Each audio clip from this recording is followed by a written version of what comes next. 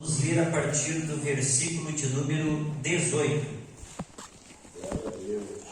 Capítulo 1, nós vamos ler a partir do versículo de número 18. Eu vou ler um versículo e eu peço que cada irmão vai lendo um versículo também, até o versículo de número 31. Pois a palavra da cruz é loucura para os que perecem, mas para nós que somos salvos é o poder de Deus. Porque está escrito: destruirei a sabedoria dos sábios e aniquilarei a inteligência dos inteligentes. Onde está o sábio? Onde está o escriba? Onde está o inquiridor deste século? Porventura não tornou Deus louca a sabedoria deste mundo? Visto como, na sabedoria de Deus, o mundo não conheceu a Deus pela sua sabedoria. Aprove a Deus salvar os crentes que homem toda a pereção. Porque os judeus pedem sinal e os gregos buscam sabedoria. Mas nós pregamos a Cristo crucificado, escândalo para os judeus, loucura para os gentios. Mas para os que foram chamados, tanto judeus como gregos, pregamos a Cristo, poder de Deus e sabedoria de Deus. Porque a loucura de Deus é mais sábia do que os homens, e a fraqueza de Deus é mais forte do que os homens. Porque vede, irmãos, a vossa vocação, que não são muitos os sábios, segundo a carne, nem muitos os poderosos, nem muitos os nobres que são chamados. Pelo contrário, Mas Deus escolheu as coisas loucas deste mundo para confundir as sábias. E Deus escolheu as coisas fracas deste mundo para confundir as fortes. E Deus escolheu as coisas humildes do mundo e as desprezadas, e aquelas que não são, para reduzir a nada as que são, a fim de que ninguém se vanglorie na presença de Deus. Mas vós sois dele em Jesus Cristo, o qual nos foi feito por Deus sabedoria, justiça, santificação e redenção.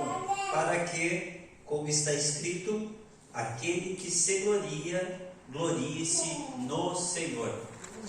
Meus irmãos, este texto que nós fizemos menção trata-se de uma epístola que Paulo escreve para a igreja de Corinto, ou de Corinto.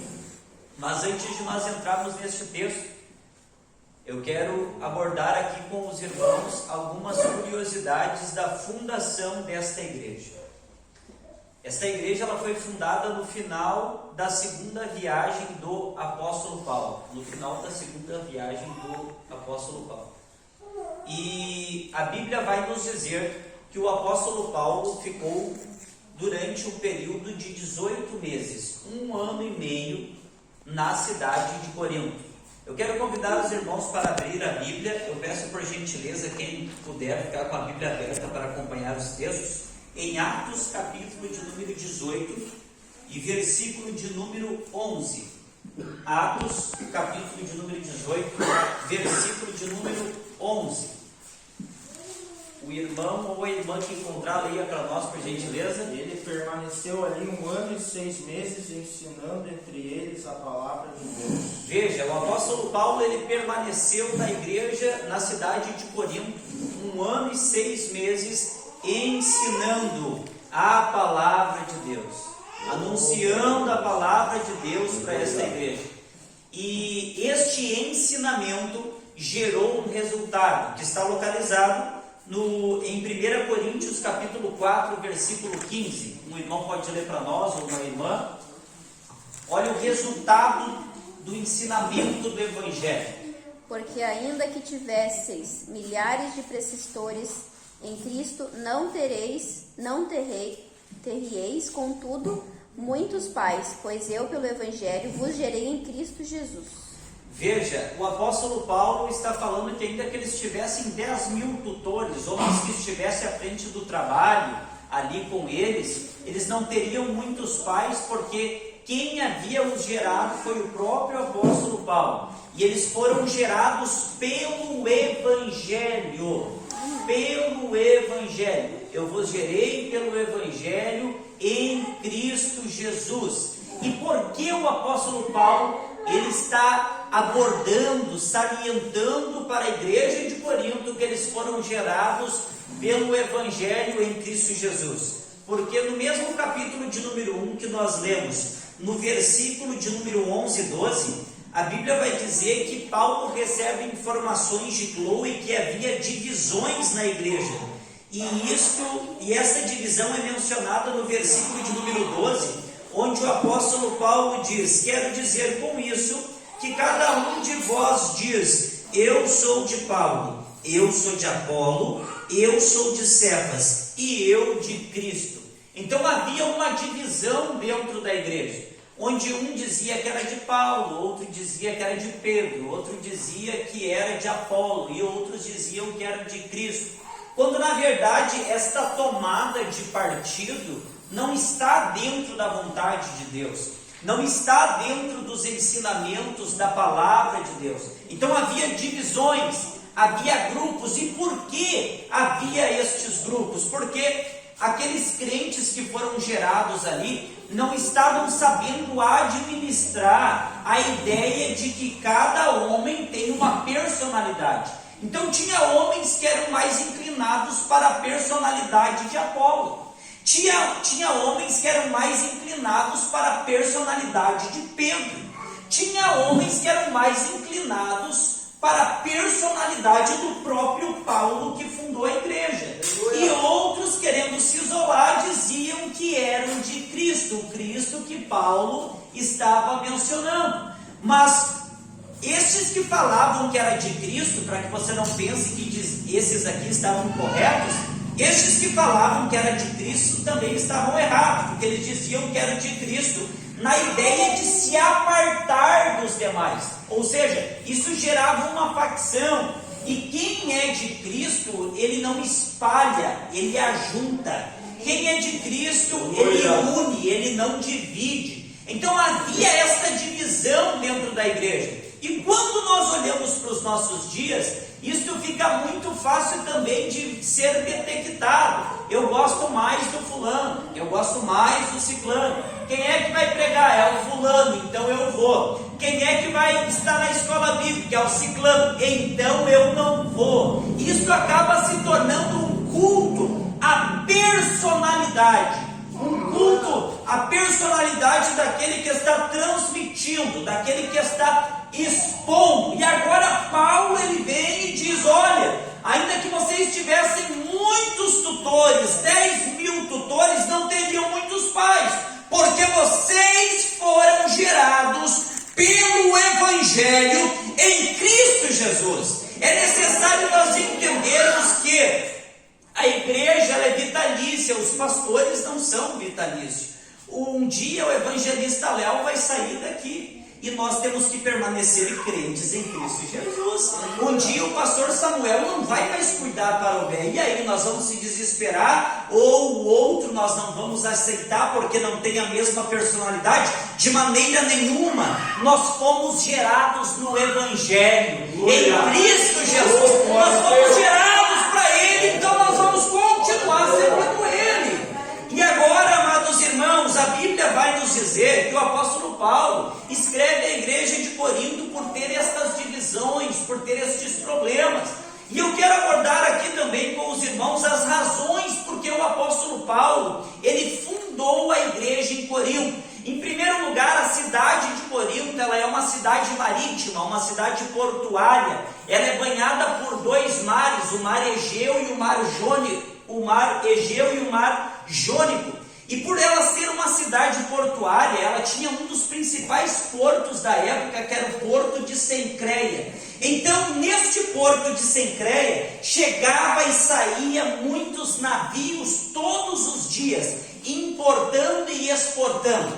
Para chegar na capital da Grécia, que era Atenas, eles tinham que passar pela cidade de Corinto. Então, automaticamente, a cidade de Corinto, acabou se tornando uma cidade cosmopolita. O que é uma cidade cosmopolita? É um grande centro onde tem pessoas de todas as partes do mundo. É uma cidade cosmopolita, como São Paulo, como Rio de Janeiro, como Porto Alegre. É um grande centro com um grande fluxo, com uma grande rota comercial. Então o apóstolo Paulo, quando chega na cidade de Corinto e faz uma observação geográfica, ele vê que vem navio e vai navio. Ele vê que chega especiarias e sai especiarias. Ele vê que chega pessoas de todas as partes do mundo. E logo, por ser um estrategista, ele tem uma ideia: eu vou fundar uma igreja aqui, porque o melhor produto para ser exportado, para ser enviados por estes navios, não são perfumes, não são óleos e muito menos mantimento. Estas pessoas vão vir, vão ouvir a palavra, e por onde eles forem, eles vão levar a palavra, eles vão exportar a palavra, eles vão anunciar a palavra, ou seja, anunciando, fundando uma igreja em Corinto. Era mais fácil de o evangelho se espalhar pelo mundo, porque era uma das maiores rotas comerciais do tempo antigo. Tem que ter estratégia. Paulo, ele tinha estratégia. Paulo não andou com Jesus. Paulo, no tempo em que os discípulos andaram com Jesus, ele não estava com os discípulos. Mas por que o apóstolo Paulo é responsável por diversos livros escritos no Novo Testamento?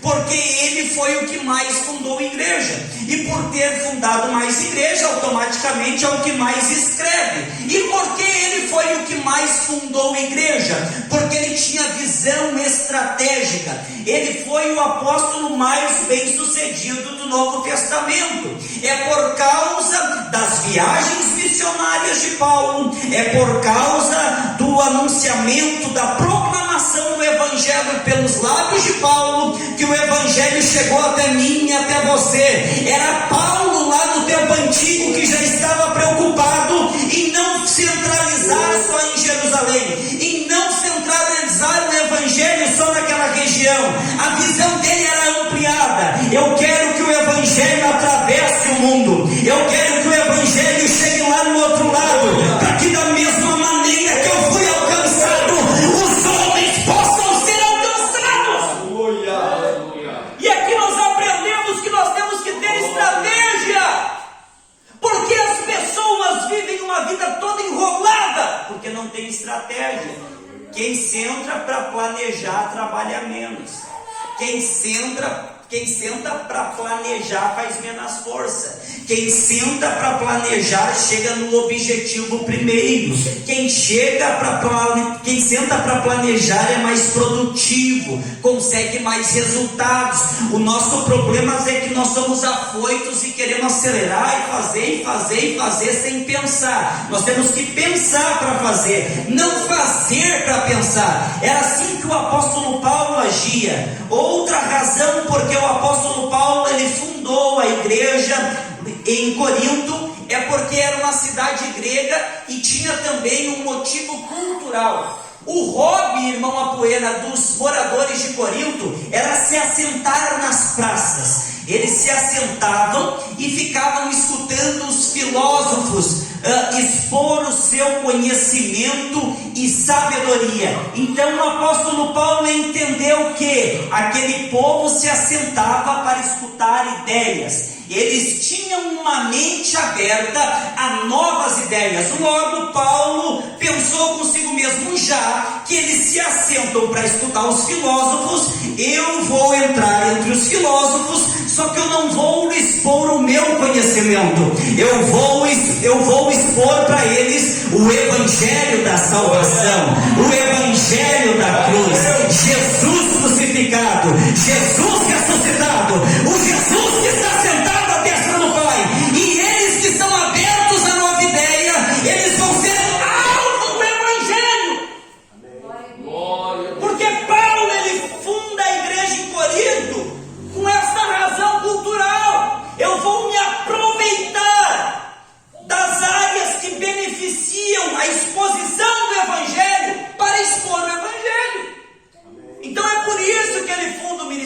lá, ele funda a igreja lá, porque eles eram abertos a novas ideias. Aleluia. Então a primeira razão é a geográfica, a segunda razão é a cultural, a terceira razão é a razão moral, porque a cidade de Corinto geograficamente era maravilhosa, moralmente era depravada. Por quê? Porque lá tinha muitos deuses gregos que eram adorados, e dentre estes deuses gregos havia a deusa Afrodite, a deusa do amor. Havia uma província dentro da própria cidade de Corinto chamada Acrópole, uma montanha que estava a 560 metros acima do nível da cidade. E lá em cima desta montanha chamada Acrópole tinha o templo da deusa Diana. E lá neste templo, segundo Peter Mark, um historiador e estudioso da palavra de Deus, havia aproximadamente 1000 sacerdotisas que ficavam lá no templo se prostituindo cultualmente para a adoração da deusa Afrodite. Então, durante o período do dia, elas ficavam cultuando e se prostituindo lá no templo, adorando a deusa do amor, a deusa Afrodite. E quando chegava o período da noite, essas sacerdotisas que se prostituíam desciam para o morro e iam para a cidade, se espalhavam dentro de Corinto para se prostituir com os marinheiros, para se prostituir com os comerciantes, para se prostituir com os turistas. Então, moralmente, esta cidade era totalmente depravada por causa da adoração a esta deusa, a deusa do amor. Também havia outro deus lá que era o Apolo, com as suas estátuas, expondo a sua beleza. E a adoração ao deus Apolo levava a juventude da época a se inclinar para o homossexualismo. Era comum reis gregos, homens poderosos, ter consigo jovens bonitos e belos para ter relação sexual com eles, homem com homem, mulher com mulher. A adoração ao deus Apolo trazia a ideia de que o sexo era liberado. Você poderia ter relação sexual da maneira que você quisesse, com quem você quisesse, em um local que você quisesse. Era uma depravação total. É neste cenário que o Evangelho vai ser anunciado. É neste cenário que a palavra de Deus vai ser ensinada pelo apóstolo Paulo. E agora, nesta cidade, começa a haver uma resistência à palavra, começa a haver uma resistência ao Evangelho. E a resistência parte de quem? Dos gregos que se assentavam para ouvir a sabedoria dos filósofos, e dos judeus que moravam em Corinto, porque eles queriam um sinal. Por isso, no texto em que nós lemos, no versículo de número 22, a Bíblia diz que os judeus pedem sinal e os gregos buscam sabedoria. A sabedoria que eles buscavam na praça, eles continuavam buscando. E os judeus pediam sinal. Mas por que o texto diz que os judeus pediam sinal? O povo de Israel ficou 430 anos cativo no Egito. Como eles foram libertos? Eles foram libertos do Egito com sinais. O sinal das pragas, é praga de rã, é praga de piolho, é a água sendo transformada em sangue, é a praga dos gafanhotos, é os primogênitos, são sinais que o povo judeu viu. Quando eles se deparam com o mar, o que eles recebem da parte de Deus? Um sinal. Vem o poder de Deus e abre o mar, eles atravessam o mar. Então o povo judeu do Antigo Testamento se acostumou com sinais. E agora o Messias que eles estavam esperando, eles esperavam um Messias poderoso, um Messias que se assemelhasse a Moisés, um Messias que se assemelhasse a Elias, um Messias que viesse militarmente vitorioso, colocando um ponto final do Império Romano para libertar o povo de Israel daquelas cobranças exacerbadas de imposto que Roma colocava sobre todo mundo na época. Mas não foi o que aconteceu. O Messias que veio, que é Jesus Cristo, ele não veio como vitorioso, ele veio como ovelha muda, ele veio como servo, ele se si mesmo. Ele próprio vai dizer: aprendei de mim, que sou manso e humilde. Os judeus esperavam alguém que vencesse o imperador romano. Os judeus esperavam alguém que colocasse um ponto final naquela escravidão. Mas não foi isso que aconteceu. Jesus, ele não veio para resolver o problema geográfico.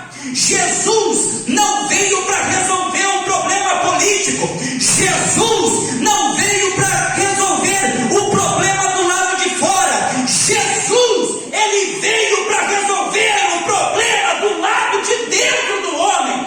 Por isso que quem antecede Jesus, que é João Batista, ele vem, ele chega e prega: arrependei-vos, arrependei-vos, arrependei-vos. O problema era o pecado, então vamos resolver o pecado. E o pecado se resolve com arrependimento. Arrependei-vos, arrependei-vos, arrependei-vos. Então João Batista prepara o caminho, batiza Jesus, o Espírito Santo desce sobre Jesus, e Jesus dá sequência: arrependei-vos, arrependei-vos, arrependei-vos. E não era isso que o povo judeu queria.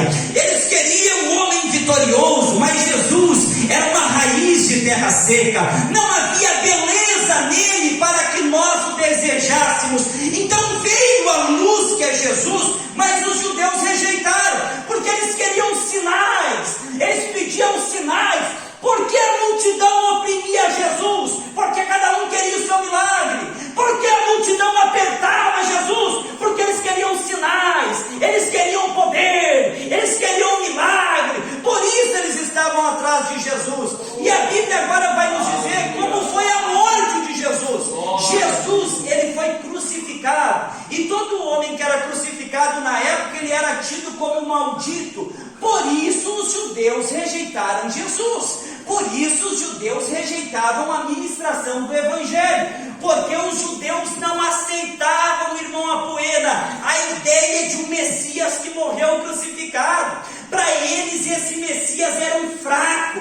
Para esse Messias era alguém destituído de força. Eles ficavam indagando. Os judeus, eles ficavam se questionando: como alguém crucificado poderia ser o Salvador de Israel? Como alguém destituído de força poderia ser capaz de derrubar os poderes hostis? Por isso os judeus não aceitaram a palavra. Por isso os judeus não aceitaram a luz, que era Cristo. Por isso os judeus, eles não deram crédito à palavra de Jesus, ao sangue de Jesus, porque eles queriam um Deus do jeito deles. Esse é o problema, meus queridos. Quando nós queremos que Deus seja o nosso projeto, o nosso protótipo, do jeito que nós queremos, nós montamos um pacote de legalidades e defendemos que Deus é aquele pacote de legalidades.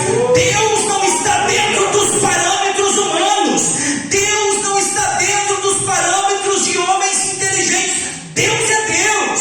Deus é maior do que o presidente do Brasil. Deus é maior do que o nosso pastor presidente. Deus é maior do que a Constituição brasileira. Deus é maior do que o Putin. Deus é maior do que o Biden. Deus é maior do que todos estes homens que têm domínio na terra. Ele é Deus. E ainda que o homem rejeite a sua palavra, ele continua sendo Deus. Mas também a Bíblia vai nos dizer que os gregos não aceitavam. E por que os gregos não aceitavam? Porque eles queriam um Messias cheio de sabedoria, um Messias que fosse a encarnação. Eles queriam um Aristóteles, eles queriam um Platão, a um nível elevado, um homem que fosse muito mais sábio, um homem que fosse polido, intelectual, que transmitisse a eles um conhecimento e se mantesse num padrão. Mas o que aconteceu? Cristo, ele foi crucificado. Cristo, ele vem em um exemplo de humildade. Eles não conseguem enxergar Platão lavando os pés de um discípulo. Eles não enxergam Aristóteles lavando os pés de alguém. Mas o Messias não. O Messias, ele lava. O Messias, ele ensina. O Messias que veio, ele diz: hoje você não entende, mas amanhã você vai entender o porquê eu estou fazendo isso. Da mesma forma que eu estou servindo vocês, eu estou ensinando na prática a servir uns para os outros, ele ensina, só que isso não entra na mente dos gregos. É inaceitável para o grego aceitar que Deus desceu da terra, tomou a forma de homem para morrer. Isso não entrava na mente deles. Por isso eles não aceitavam. Por isso os judeus, eles buscam sabedoria. A Bíblia vai nos dizer que Paulo, mediante aos judeus pedindo sinal, Paulo, mediante aos gregos buscando sabedoria, ele vai dizer: mas nós pregamos a Cristo crucificado. Escândalo para os judeus e loucura para os gregos. Em outras palavras, Paulo está dizendo assim: não importa se você não gosta, a mensagem não vai ser trocada. Não importa se você não aceita, a palavra não vai ser trocada. Não importa se você resiste e não quer receber, Cristo continua sendo pregado, crucificado, para o perdão do pecado dos homens, e ele ressuscita para a justificação.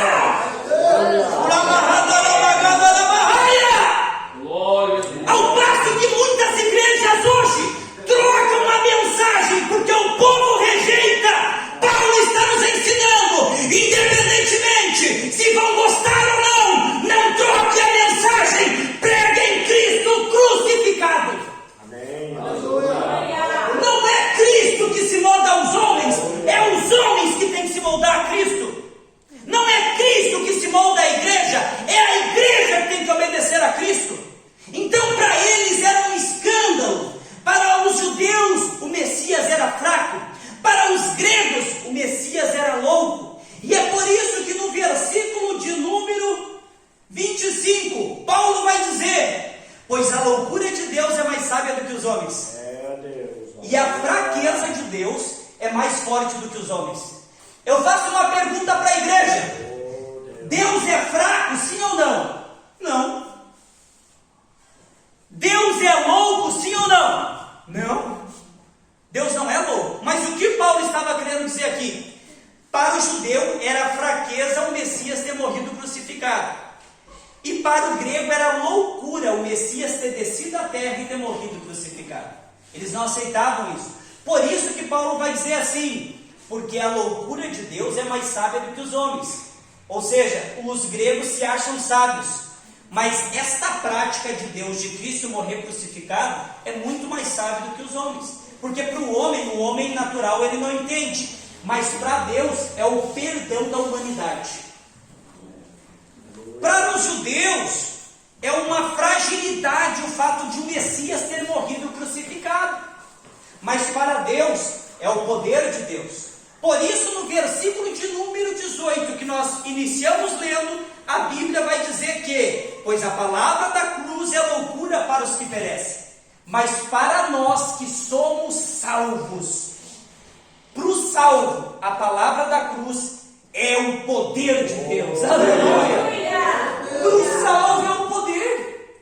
Para o salvo não precisa muito malabarismo, muito enfeite. Para o salvo, a palavra da cruz é o poder. Mas para quem perece a loucura, escola bíblica para quê? Retiro para quê? Que loucura é essa? Orar na sexta-feira das 9h30 a 1 da manhã é loucura. Eu já trabalho a semana inteira, é loucura. Para quem perece é loucura, mas para quem é salvo é o poder de Deus. É o poder de Deus se manifestando na vida do crente. É o poder de Deus se manifestando na vida do salvo. Então agora o apóstolo Paulo, ele está escrevendo para abordar esta resistência. E dando sequência, Paulo vai mencionar que Deus escolheu as coisas loucas para confundir as sábias. Então veja, Deus, ele não é louco, e Deus, ele não é fraco. Mas isso não impede Deus de agir como louco, ou de agir como fraco. Golias e Davi, Deus não pega o melhor soldado de Israel. Deus pega um jovem frágil, baixo, para enfrentar o gigante. É o fraco contra o forte. Só que a Bíblia vai dizer que Deus escolheu as coisas loucas para confundir as sábias. Ou seja, um louco nas mãos de Deus vale mais do que um sábio. Entendeu? Um louco nas mãos de Deus vai confundir os sábios. Mas ele é louco. Mas ele é ele.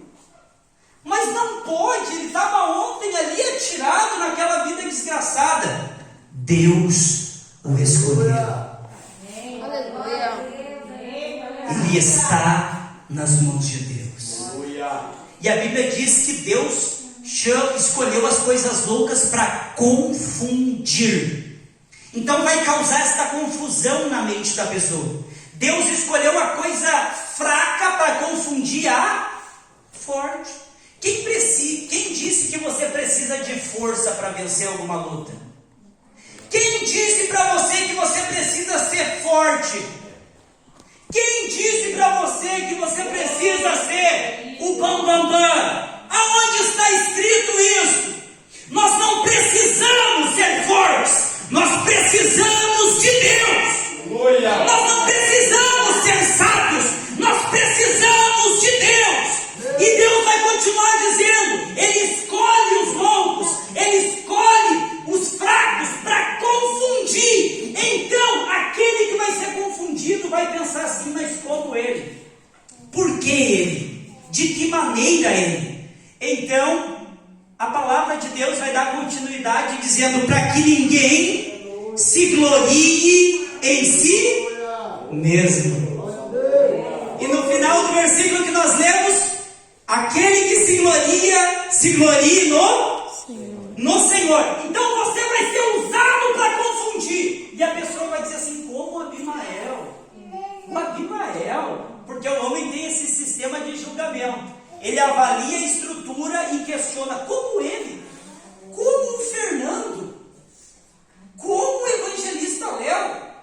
Talvez o evangelista Léo, mais ainda o senhor que está na frente de um trabalho, vai sofrer questionamentos.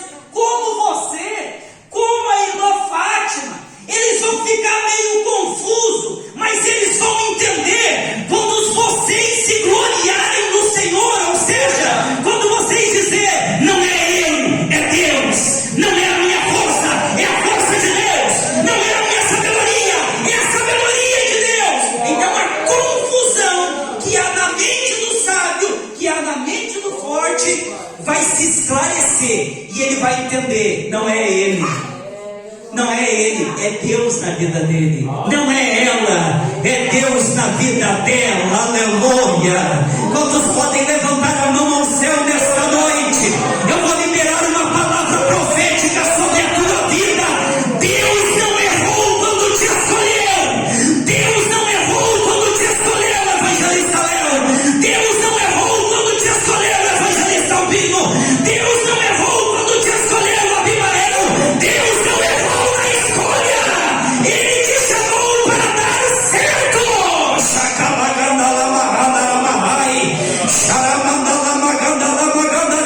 Você foi chamado para dar certo. Você foi escolhido para dar certo.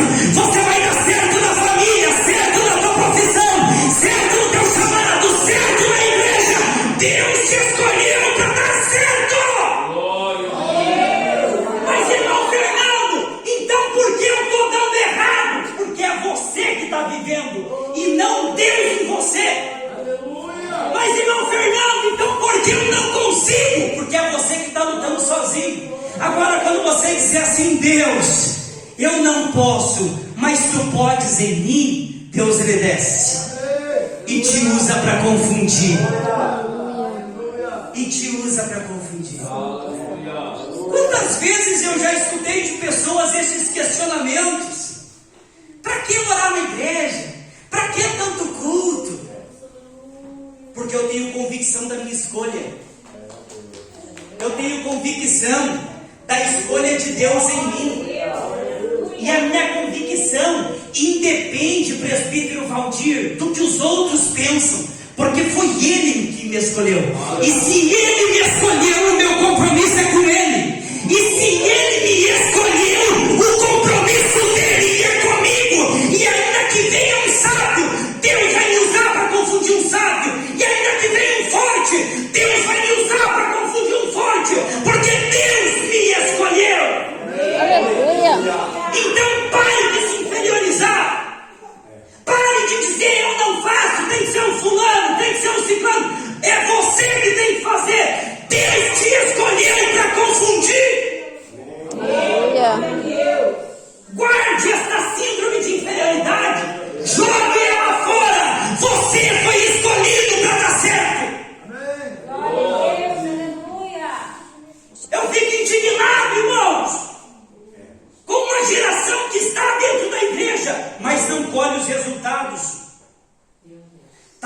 atrofiada, não consegue avançar, não tem progressão, porque não está se comportando como escolhido.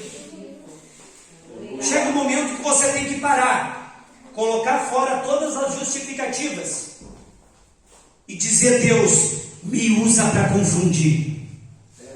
Eu vou encerrar aqui agora. A Bíblia nos diz que também Deus chamou as coisas desprezíveis. Glória a Deus. Nos 4 evangelhos nós temos um homem que era desprezível, o gadareno. Ele foi desprezado pela família, a família não aguentou ele e mandou ele para morar no cemitério. A família não podia com ele, até que Jesus o escolheu. Jesus o encontrou, Jesus o libertou. Quando Jesus o liberta, o que o gadareno diz para Jesus? Eu vou te seguir.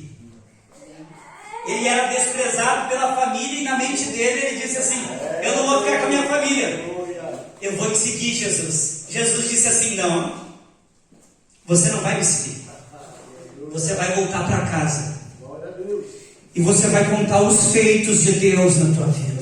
Aleluia. Deus escolheu aquela coisa louca para começar a confundir dentro da casa, dentro da família. Imagina o gadareno voltando para casa, aquela família impactada: o que aconteceu com você? Um homem chamado Jesus me libertou. Agora eles vão ficar confundidos. O desprezível agora vai ser usado para confundir. Você tem que ser usado para confundir, começando dentro de casa. Aqui é tudo mil maravilha, muito lindo aqui. Aqui é todo mundo paz do Senhor, aqui é todo mundo com a roupinha, aqui é todo mundo só alegria, só sorrisinho, abracinho, mas quando chega em casa, não confunde mais. É lá que você tem que começar a confundir, da sua esposa olhar para você e dizer assim: nossa, mas como pode Deus estar usando ele assim? De você ficar impactada com o seu esposo, do seu esposo ficar impactado com você pelas tuas atitudes, por Deus te usar, por Deus descer sobre a tua fraqueza, sobre a tua limitação e mesmo assim usar você. Meus queridos, está faltando isso. Os judeus pedem um sinal, os gregos buscam sabedoria, e Deus quer usar os loucos e os fracos para confundir. Deus quer usar os loucos e os fracos nesta última hora para ganhar almas. Aleluia. Aleluia. Eu sinto uma ação de Deus aqui.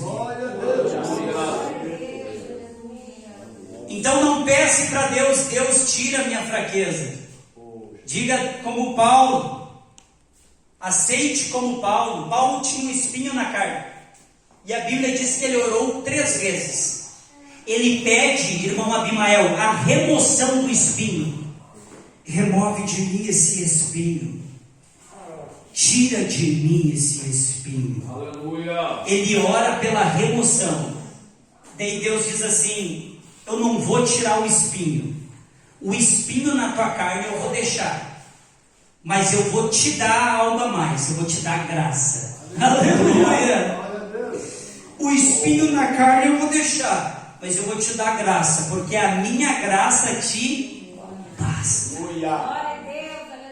Então Paulo, ele vai dizer: a minha graça te basta e o meu poder se aperfeiçoa na fraqueza. Ou seja, ele estava dizendo assim para Paulo: eu não vou tirar a tua fraqueza, para tu não se ensoberbecer.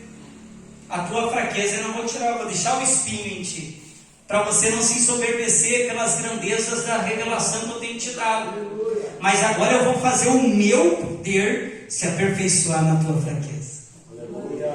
E daí Paulo vai dizer: porque eu sinto prazer nas angústias, nas injúrias, nas perseguições por amor de Cristo. Porque quando estou forte eu estou, e quando eu estou fraco eu estou forte. O que a Bíblia está dizendo aqui? Que nós temos que ter consciência. Eu sou fraco, mas Deus está comigo. Eu sou fraco, mas a força de Deus em mim me torna forte. Eu não sou sábio, mas a sabedoria de Deus em mim me torna sábio. Aleluia! É disso, irmãos. Não é nós, é Deus em nós. Não é a nossa capacidade humana, é o Espírito Santo em nós. Deus te escolheu para dar certo. Então, dê certo. Não corra, não fuja, não se esconda. Viva o que Deus te chamou para viver. Amém. Porque Aleluia. a loucura de Deus é mais sábia do que os homens. E a fraqueza de Deus é mais forte do que os homens. Deus te escolheu para dar certo. Deus te escolheu para dar certo. Diz para quem está no teu lado, para quem está atrás de você: Deus te escolheu para dar certo. Deus te escolheu para dar certo. Aleluia. Aleluia. Chega de se sentir inferior. Chega de se sentir incapacitado. Chega de se sentir um ninguém. Deus é contigo e te escolheu para dar certo. Pare de se comportar como alguém que deu errado. Comece a se comportar como alguém que deu certo. Autoestima. Deus me chamou para dar certo e eu vou dar certo. Eu já dei certo. Aleluia. Deus te chamou para dar certo. Entre nesse caminho e permita a Deus manifestar o poder dele, aperfeiçoar o poder dele na nossa fraqueza. Fique de pé, eu quero orar com você.